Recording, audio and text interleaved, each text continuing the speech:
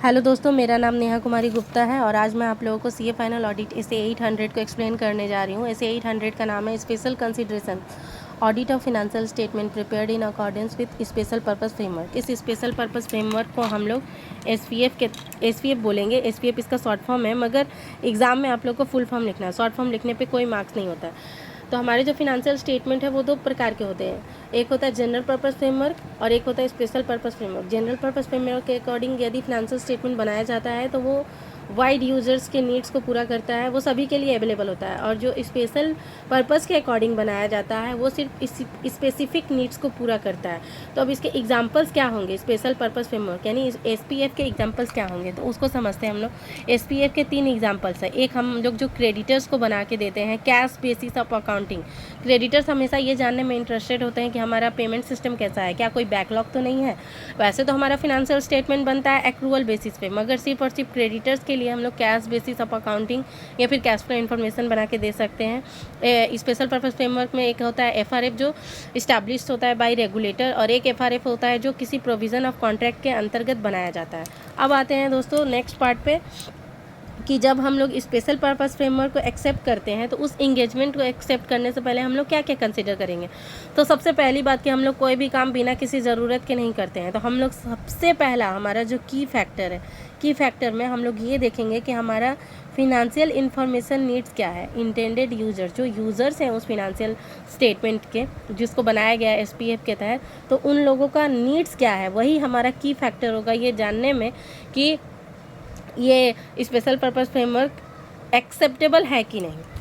उसके बाद हम लोग ये देखेंगे कि जो भी ऑथोराइज्ड स्टैंडर्ड सेटिंग ऑर्गेनाइजेशन के तहत अगर कोई फिनेंशियल रिपोर्टिंग फ्रेमवर्क इस्टेब्लिश्ड किया गया है या प्रेस्क्राइब किया गया है तो क्या वो फॉलो करते हैं इस्टेब्लिश्ड एंड ट्रांसपेरेंट प्रोसेस को। इसको फिर से सुनिए दोस्तों, अगर कोई फिनेंशियल रिपोर्टिंग फ्रेमवर्क इस्टेब्लिश्ड है या प्रेस्क्राइब्ड है by authorised standard setting organisation, तो वो तभी एक्सेप्टेबल होगा जब वो फॉलो करता हो इस्टेब्लिश्ड एंड ट्रांसपेरेंट प्रोसेस को। ये सब की वर्ड्स है दोस्तों, यही सब लिख के आने पे आप लोगों को मार्क्स मिलता है।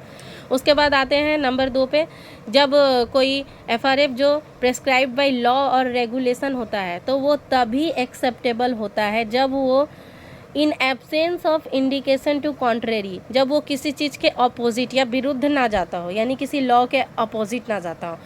पहला है दोस्तों कि हम ये देखेंगे कि हमारा फिनेंशियल इन्फॉर्मेशन नीड्स क्या है, यूजर्स का फिनेंशियल इन्फॉर्मेशन नीड्स क्या है, ये की फैक्टर है।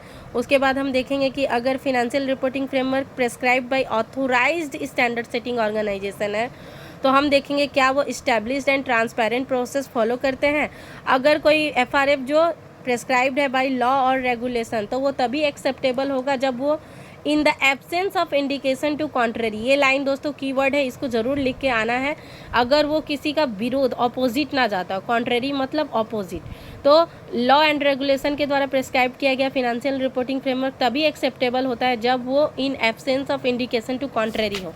उसके बाद लास्ट पॉइंट है कि अगर एफआरएफ जो कि बनाया गया है प्रोविज़न ऑफ कॉन्ट्रैक्ट के अंदर तो वो तभी एक्सेप्टेबल होता है जब ये एग्जिबिट करता है attributes normally exhibited by acceptable FRF in accordance with requirement of SA 210। यहाँ पर आप लोग ये भी लिख सकते हैं कि complete set of GPFS general purpose financial statement. अगर कोई financial reporting framework as per provision of contract बना है तो वो तभी it is presumed to be acceptable if it exhibits attributes normally attributed by complete set of general purpose financial statement.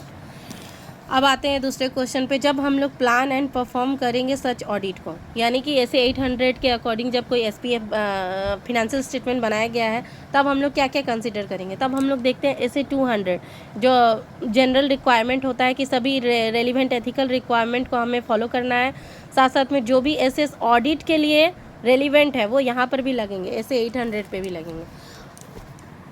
उसके बाद ऐसे 315 में अगर कोई, ये एक स्पेशल पॉइंट है दोस्तों, इस पर एक एमसीक्यू भी है कि अगर ये रिक्वायर्स करता है ऑडिटर को अंडरस्टैंडिंग ऑब्टेन करना है अगर फिनेंशियल स्टेटमेंट जो बनाया गया है as per provision of contract तो ऑडिटर अंडरस्टैंड करेगा significant interpretation of the contract. Significant interpretation of the contract दोस्तों एक की वर्ड्स है, इसको आप मिस नहीं कर सकते हैं। और इस पर एक MCQ भी है, उसे मैं बताऊंगी आप लोगों को। इसका मतलब होता है जब मैनेजमेंट उस फिनेंशियल स्टेटमेंट को प्रिपेयर कर रहा था उस वक्त की अंडरस्टैंडिंग लेगा ऑडिटर, जब वो ऑडिट प्रोसीजर्स परफॉर्म कर रहा हो, और वो अंडरस्टैंडिंग लेगा significant interpretation of contract that management made in preparation of those financial statement. जो मैनेजमेंट लेता है, मैनेजमेंट बनाता है जब उस फिनेंशियल स्टेटमेंट को, उस समय के अंडरस्टैंडिंग को ऑब्टेन करेगा सिग्निफिकेंट इंटरप्रिटेशन की। और वो इंटरप्रिटेशन सिग्निफिकेंट तब माना जाएगा when adoption of another reasonable interpretation would have produced a material difference in the information presented in the financial statement. जब हम किसी और प्रोविज़न ऑफ कॉन्ट्रैक्ट के तहत फिनेंशियल स्टेटमेंट को बनाए तो और दोनों को कंपेयर करें तो एक मटेरियल डिफरेंस आता हो दोनों इन्फॉर्मेशन में, इसी को बोलते हैं सिग्निफिकेंट इंटरप्रिटेशन। आपको ये MCQ बना देगा और यहाँ पर पूछ सकता है कि प्रोड्यूस अ डैश डिफरेंस, तो ये मटेरियल डिफरेंस होगा। और यहाँ पर याद रखिएगा कि सिग्निफिकेंट इंटरप्रिटेशन है। अब आते हैं हम लोग ये 260 हमें डिसाइड करना है कि हमारा रिस्पॉन्सिबल पार्टी कौन है जिससे हमें कम्युनिकेट करना है। ज़रूरी नहीं है कि जो बंदा रिस्पॉन्सिबल है जनरल पर्पस फिनेंशियल स्टेटमेंट के लिए वही बंदा रिस्पॉन्सिबल हो स्पेशल पर्पस फिनेंशियल स्टेटमेंट के लिए। तो हम लोग देखेंगे कि डिटरमाइन करेंगे कि कौन सा बंदा रिस्पॉन्सिबल है may not be same as TCWG responsible for oversight the preparation of general purpose financial statement. ऐसा हो सकता है कि हम वो बंदा दोनों TCWG सेम ना हो, जो कि जनरल पर्पस फिनेंशियल स्टेटमेंट के TCWG हैं वो TCWG ना हो SPF के। तो इसीलिए हमें डिटरमाइन करना है कि हमें किससे कम्युनिकेट करना है। और लास्ट में है कि हमें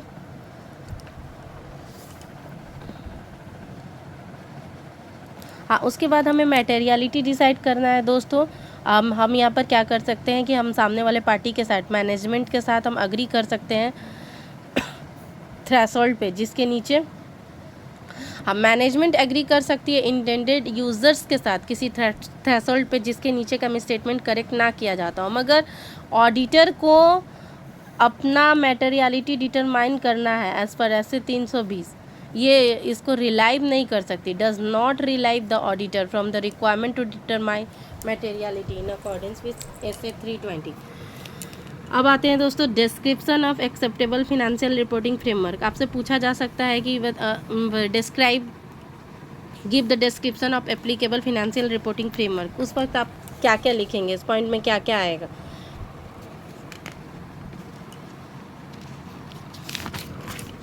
हाँ, तो इसके बारे में हम लोग जानते हैं। सबसे पहले तो हमें बताना पड़ेगा, ऑडिटर का जो रिपोर्ट है वो डिस्क्राइब करेगा कि क्या पर्पज़ है जिसके तहत वो फिनेंशियल स्टेटमेंट को बनाया जा रहा है, इंटेंडेड यूज़र्स कौन है, और अगर उस फिनेंशियल स्टेटमेंट में ऐसा फिनेंशियल स्टेटमेंट बनाते वक्त उसमें लिखा हो नोट्स में कि उसके यूज़र्स कौन है और उसका पर्पज़ क्या है, तो हम ऑडिटर्स रिपोर्ट में उसका रेफरेंस दे सकते हैं।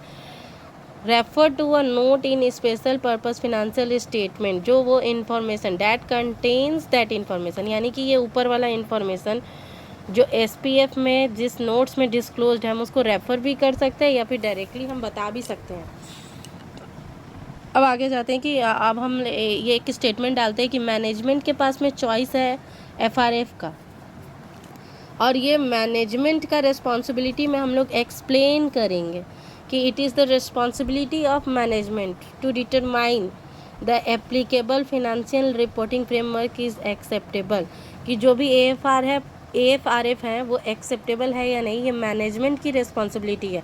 और इसे हम एक्सप्लेन करेंगे अपने रिपोर्ट में के मैनेजमेंट्स रिस्पॉन्सिबिलिटी सेक्शन में। जब हमारा रिपोर्ट में की ऑडिट मैटर कम्युनिकेट किया गया है, जबकि कैम कम्युनिकेट किया जाता है, तो SA 701 एंटायरली अप्लाई होगा। और जब भी हमारा रिपोर्ट जो है SPF कंटेन करता है कोई भी इंफॉर्मेशन जो प्रोवाइड करता है ओनर्स को और सिमिलर स्टेक होल्डर्स को, अगर SPF जो है स्पेशल पर्पस फिनेंशियल स्टेटमेंट्स जो है वो कंटेन करता है वो इन्फॉर्मेशन जो प्रोवाइड करता है ओनर्स को या फिर सिमिलर स्टेक होल्डर्स को, तो उसे हम लोग एनुअल रिपोर्ट कंसीडर करेंगे। और एनुअल रिपोर्ट का सेक्शन होता है SA 7। एनुअल रिपोर्ट का जो SA होता है वो SA 720 होता है, तो उस पर SA 720 as it is applied हो जाएगा। साथ ही साथ में अगर ऑडिटर को ऐसा लगता है कि जनरल पर्पस फिनेंशियल स्टेटमेंट के रिपोर्ट को हमें SPF में इंक्लूड करना चाहिए, तो वो ओम पैरा में बताएगा। अब एक लास्ट टॉपिक दोस्तों, जब भी SPF बनाया स्पेशल पर्पस फ्रेमवर्क के अकॉर्डिंग फिनेंशियल स्टेटमेंट बनाया जाता है, तो हम लोग अलर्ट करते हैं रीडर्स को किस पैरा में, तो वो अलर्ट करते हैं हम लोग EOM पैरा में, एम्फेसिस ऑफ मैटर पैरा डालते हैं। और उसमें हम लोग एक्सप्लेन करते हैं कि जो फिनेंशियल स्टेटमेंट्स है वो बनाया गया है as per special purpose framework, और हो सकता है कि वो सूटेबल ना हो फॉर अनदर पर्पस। और एक इसमें ये भी है कि इसका एक्सटेंसन अलर्ट पैरा को जो हम लोग EOM में डालते हैं उसको एक्सटेंसन कैसे करेंगे, तो उसमें एक एक्सटेंसन में ये लाइन यूज़ होगा, रेस्ट्रिक्शन ऑन डिस्ट्रीब्यूशन और यूज़, जिसमें हम बताएंगे कि ये फिनेंशियल स्टेटमेंट जो है वो as per special purpose framework बना है, इसीलिए हो सकता है सूटेबल ना हो किसी अदर पर्पस के लिए, और इसीलिए इसके रिपोर्ट के रेस्ट्रिक्शन और इसीलिए इसके रिपोर्ट के डिस्ट्रीब्यूशन और यूज़ पे रेस्ट्रिक्शन है। थैंक यू दोस्तों। तो आप लोग कमेंट करके ज़रूर बताइएगा कि आप लोग को ये वीडियो कैसा लगा। Thank you so much.